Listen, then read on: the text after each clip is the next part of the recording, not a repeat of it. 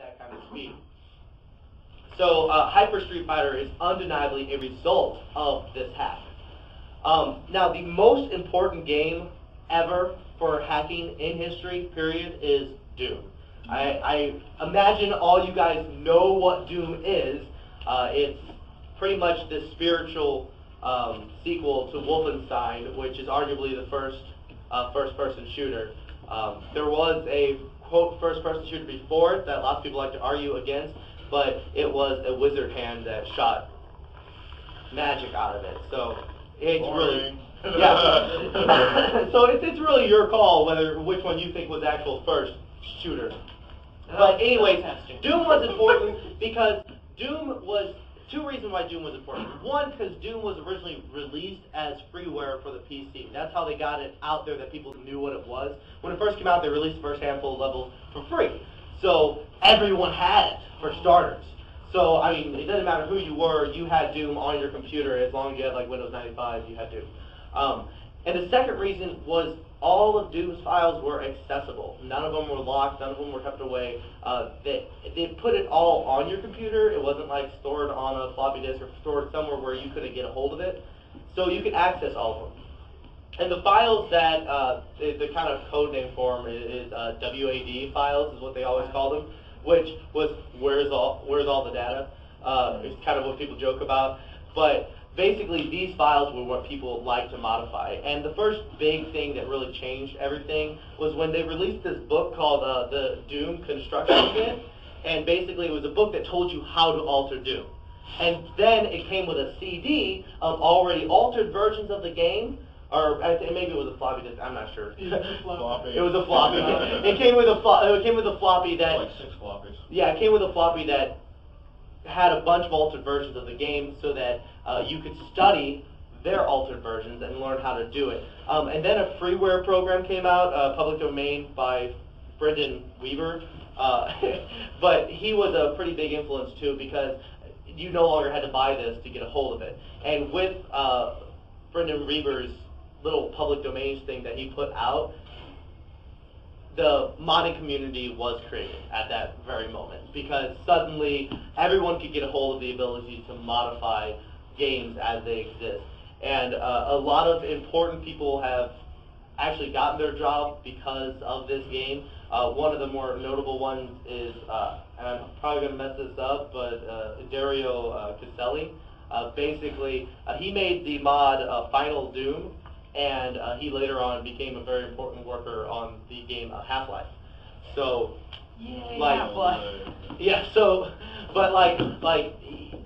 lots of people who've been working on games nowadays got their start on Doom. And so it's very, very important. Some of the notable fun ones that they did a Star Wars hack, they did a South Park hack later on. They did a Ghostbusters hack, which was hilarious. I mean, you can think of it, they've made a hack for it. They made Pac-Man hacks.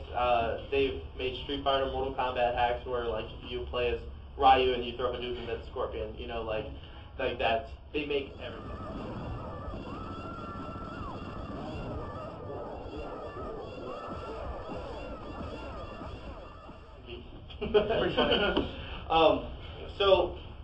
But after Doom, I mean, you guys can pretty much name the PC shooters after Doom in order. I mean, you got Doom, then you got Duke Nukem, followed by Quake, Unreal, so on and so forth.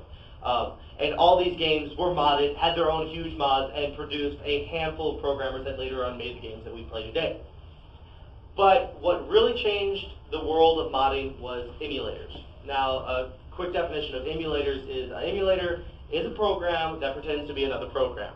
If you could somehow make an emulator pretend to be a TV, you could have TV on your computer, so on and so forth. And there's a lot of emulators, even during the Doom days, that a lot of people didn't know about for games, but the first big one, which was wonderfully named, was NEStical.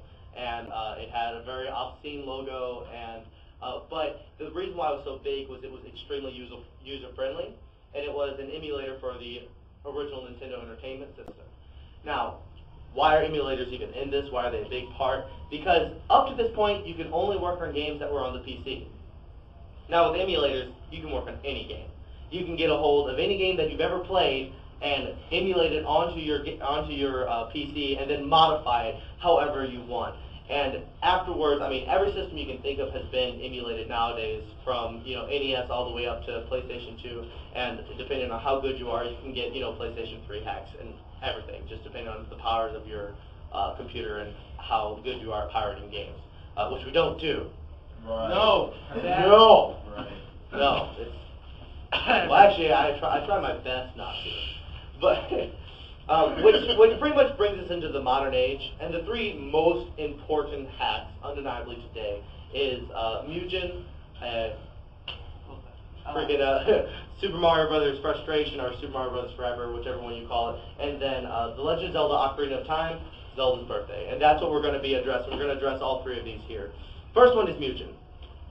Any of you played it or seen it, it's basically, they took the Marvel vs. Capcom fighting engine and then made it so that users could create their own characters for this fighting engine. And so as a result, we have a game that has any character you want.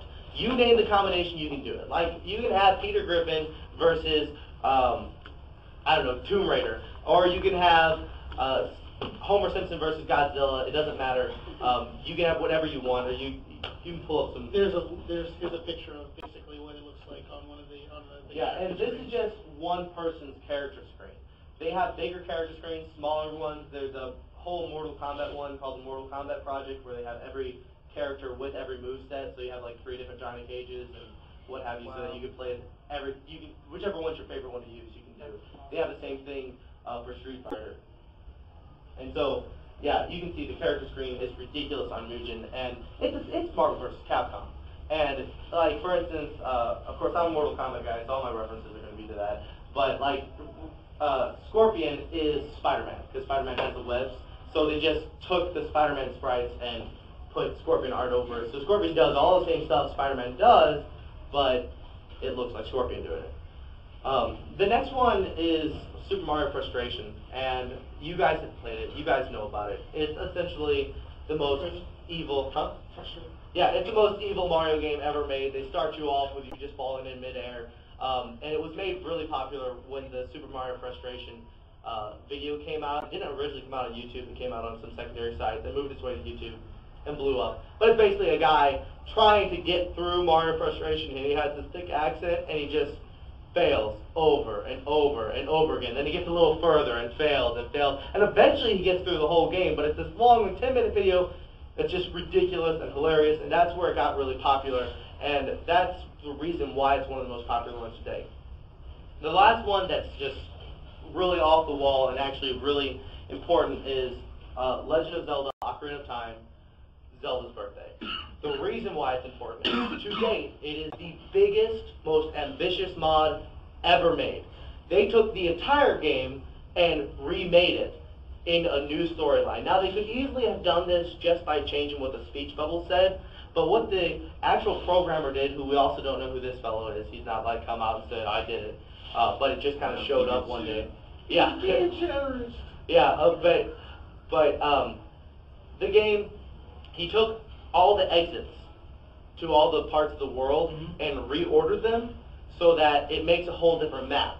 For instance, when you would go to Death Mountain normally in Zelda, I'm assuming you guys know where I'm talking about.